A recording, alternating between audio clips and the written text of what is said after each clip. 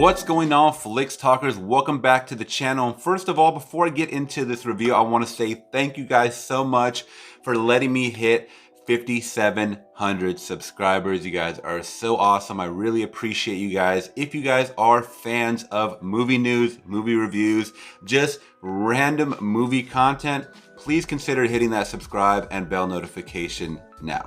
All right, that being said, guys, welcome back to another movie review, this time for the Netflix original, Coffee and Kareem. It did come out April 3rd, 2020. It does star Ed Helms, Taraji P. Henson, David Alan Grier, Betty Gilpin, and Terrence Little Gardenhigh.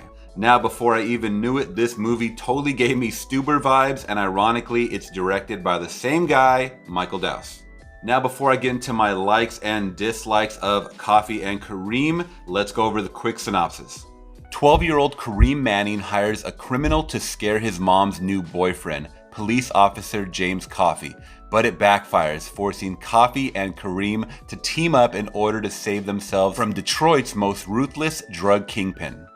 Alright guys, now right off the bat we're introduced to Vanessa Manning and Officer Coffee, who are Ed Helms and Taraji P. Henson, and they are in a relationship. Her son is Kareem, and he is a foul-mouthed preteen, and he definitely does not like Coffee. He's an aspiring rapper from what I gathered in his poetry class, and he just hates the cops, and he hates that his mom is dating a cop. So he kind of goes out of his way to make sure that their relationship is hell and that no one knows that his, future stepdad could possibly be a police officer. It could tarnish his rep, and he is definitely not having that. Now, I'll be honest, guys, the first 30 minutes of this film kind of held my interest. I liked the way it went. It definitely had vibes of Stuber, like I said, as well as Good Boys, as far as the whole foul-mouthed preteens, and all the situations they were getting into. But then it started to develop into way too much slapsticky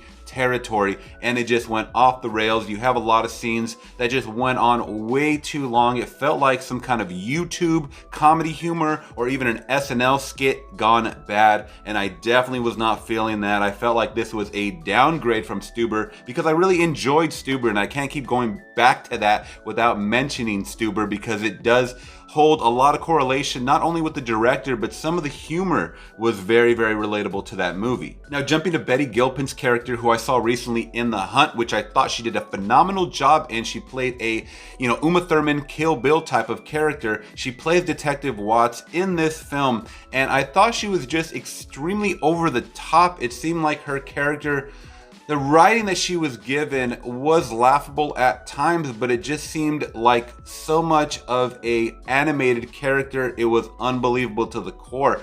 Some of this writing, once again, was not for me. It was just over the top. Scenes went on too long, and her constant butting with Coffee just became absurd. Her whole goal in this movie is to knock down Officer Coffee, Ed Helms' character, to the core. So he does ruin the case in some senses, this whole big case. I'm not going to spoil it, but they're going after this one guy. He ruins it, and her goal is just to kind of knock him down, but it becomes predictable, her role in the movie, because she has a method for all of her madness, as well as David Alan Grier's character, who does play, I believe, the captain, Captain Hill in this movie. So it's kind of cool seeing him, because I grew up on him, watching In Living Color and some of the other movies in the 90s that he was in, like Three Strikes, as well as a couple of other side characters, which I really enjoyed him in. Now, through a twist of unfortunate fate, you get Kareem and Coffee just kind of teaming up because things go haywire. There's some video footage that gets leaked. It's kind of a cliche thing when you really think about it. They really try to make this like a kid,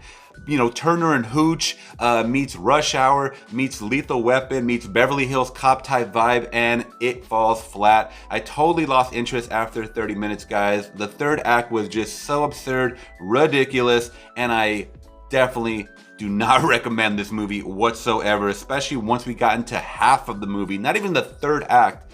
Halfway through, I was like, this movie is totally gonna bomb, guys, and I would not recommend it. And for that, I gotta give this a 2 out of 5, if that, maybe even a 1.5, guys, because I don't want to be too harsh. There was a lot of stars involved in this movie. I know we're all quarantining and chill, but I would totally pass up on this movie whatsoever. So that being said, guys, do you appreciate my review? If you guys do, please give it a thumbs up. Make sure you guys are hitting that subscribe and bell notification, and let me know in the comments below if you guys have seen Coffee and Kareem, or do you guys plan on passing up on it totally, or did you guys enjoy it? Let me know. Let's get a dialogue started. And once again, thank you guys for letting me hit 5,700 subscribers on YouTube. I really appreciate it. I can't wait till the next review, guys. With you, I'm gone.